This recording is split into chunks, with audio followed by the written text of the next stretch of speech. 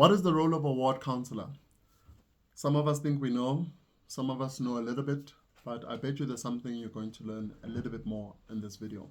My name is Theo Lingwati. I'm from Ward 81.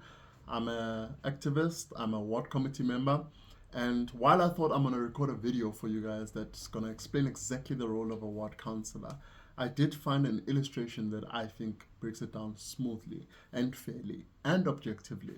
So yeah, please have a look at this video, tell me what you think, and after that video we'll have a bit of a discussion. Of course, feel free to ask me any questions and I'll give you what my experience has been, particularly in my ward. Thank you. Enjoy. What are the different types of municipal councillors? In South Africa, there are 3 different kinds of municipalities: metropolitan, district, and local municipalities. Apart from district municipalities, all municipalities are divided into wards. A ward councillor represents a specific ward on the municipal council. The ward councillor is elected during the local government elections through the first past the post electoral system, in which the candidate who receives the most votes wins. He or she can represent a political party, be an independent candidate, or represent a local association, such as a ratepayers association.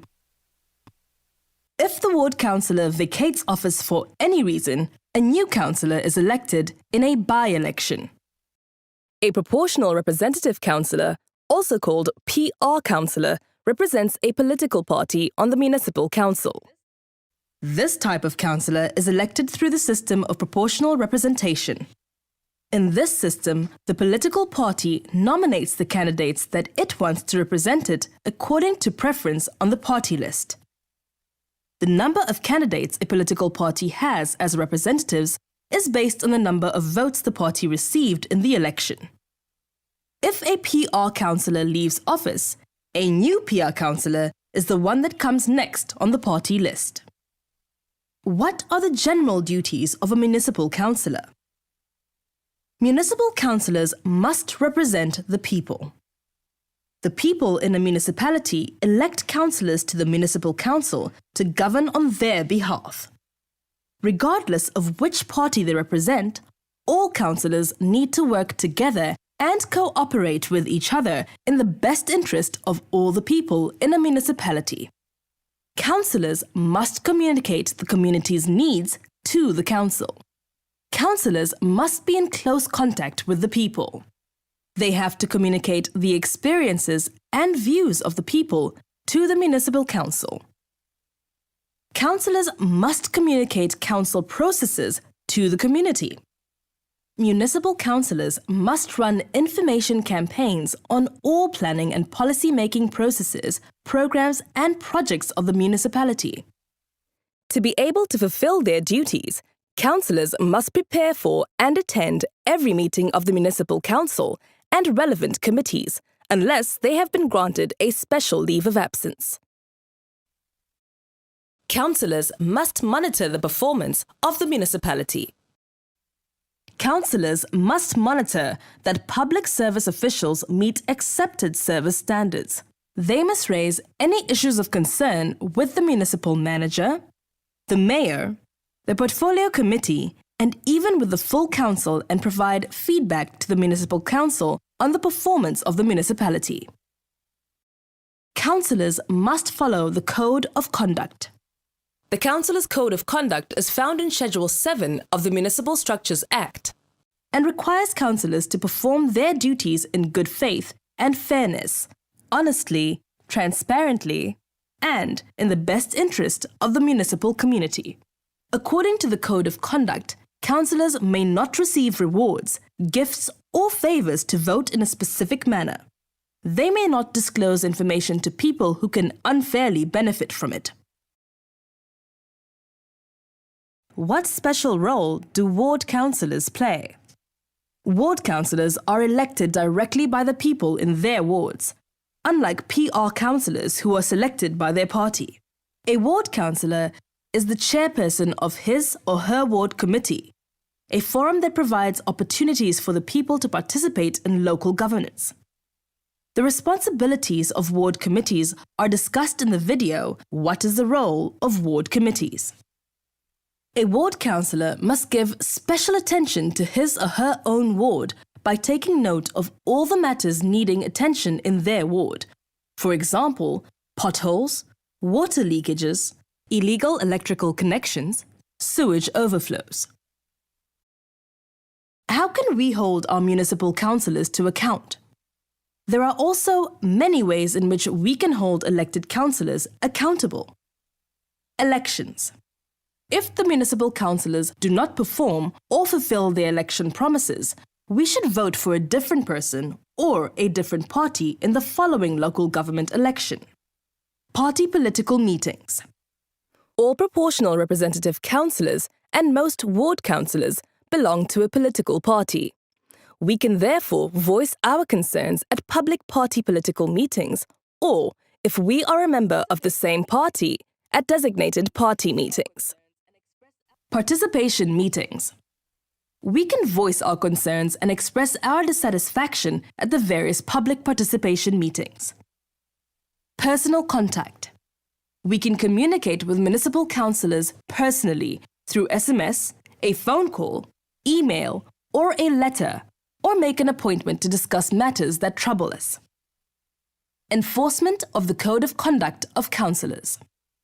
The Speaker of the Municipal Council is responsible for enforcing the Code of Conduct. If we feel that the municipal councillor did not adhere to the code, we should communicate this to the Speaker, who will then initiate the required investigation process.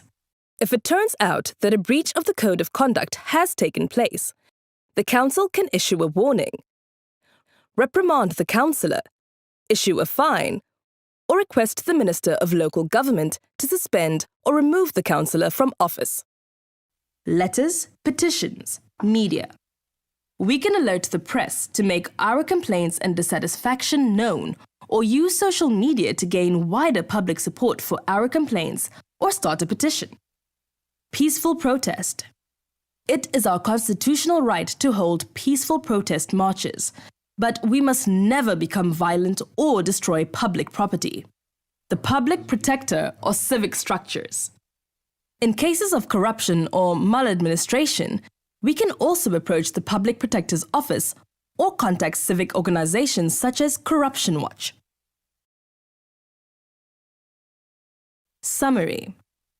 In this video, we discussed the different types of municipal councillors, namely ward councillors and proportionally elected councillors. All municipal councillors must represent the people who elected them. Additionally, ward councillors must give special attention to their wards.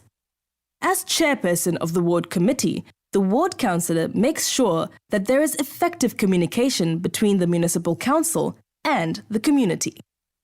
There are many ways in which we can hold our municipal council and our councillors to account. Ultimately, we the people must participate in municipal decision-making processes to ensure good governance. So, what are your thoughts? What do you think? You've seen the explanation as to what a ward councillor is, and maybe you can share some of your experiences of your ward. In my ward, things haven't really quite worked out as best as it possibly should have, based on what we've learned in this video. I think, in my opinion, and what I've seen in our ward councillorship, especially in a lot of the wards that you might be in the city of Johannesburg, is that it does work as a sort of a trilogy. One, of course, is representation of the community in council. Number two, that's the second corner.